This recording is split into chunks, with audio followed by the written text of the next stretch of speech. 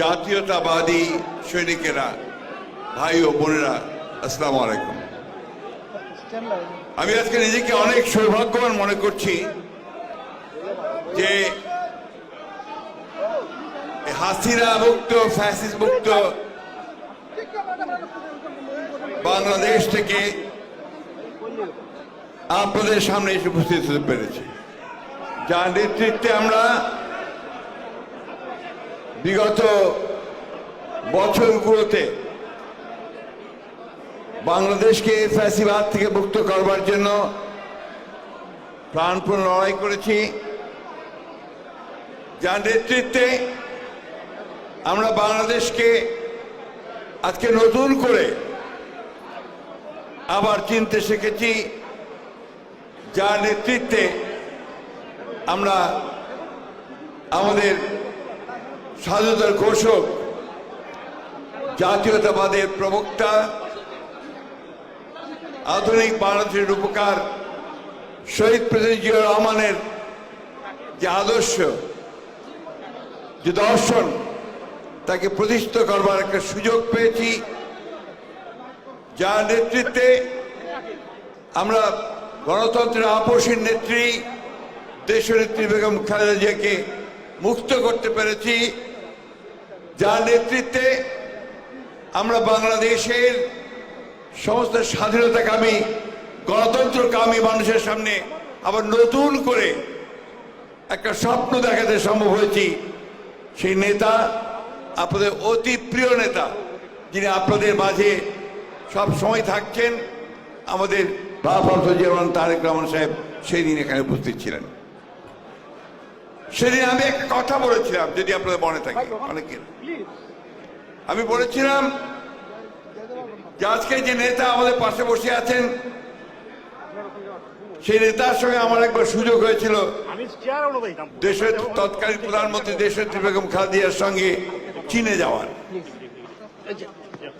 প্রচন্ড শীত ছিল, ঠান্ডা ছিল, বাইরে আপনার কোনো মতেই গার্ড অফ অনার দেওয়া সম্ভব ছিল না, বরফ পড়ছিল।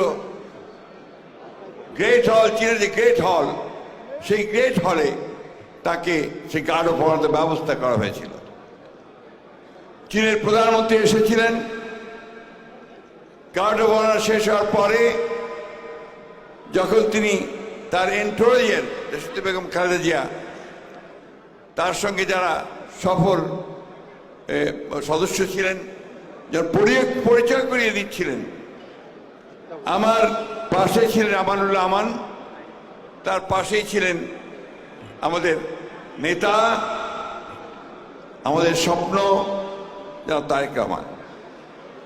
তার সামনে এসে যখন তিনি পরিচয় করিয়ে দিলেন, হি ইজ মাই সান তারেক রহমান, চীনের প্রধানমন্ত্রী তার দুহাত বাড়িয়ে তারেক রহমানের হাত ধরে বললেন, carry the flag of your father and mother.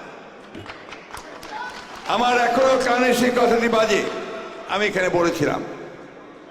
এবং আজকে আল্লাহর কাছে হাজারো শুকরিয়া যে আজকে আমাদের সেই নেতা তারেক রহমান সাহেব তার পিতার যে পতাকা, স্বাধীনতা এবং গণতন্ত্রের, তার মায়ের যে পতাকা, গণতন্ত্রকে রক্ষা করবার, স্বাধীনতা সামর্থ্য রক্ষা করবার, সেই পতাকা তিনি তুলে ধরেছেন এবং এখন তা উড্ডীন করেছেন বাংলাদেশের উপরে। এটাই হচ্ছে আমাদের সার্থকতা, আপনাদের সার্থকতা। আমি আপনাদেরকে আমার আন্তরিক ধন্যবাদ এবং কৃতজ্ঞতা জানাতে চাই যে আমাদের এই সংগ্রামে, আমাদের লড়াইয়ে আপনারা যারা যুক্তরাজ্য প্রবাসী ছিলেন, আছেন, আপনারা দীর্ঘদিন ধরে সেই লড়াই করছেন, সংগ্রাম করেছেন।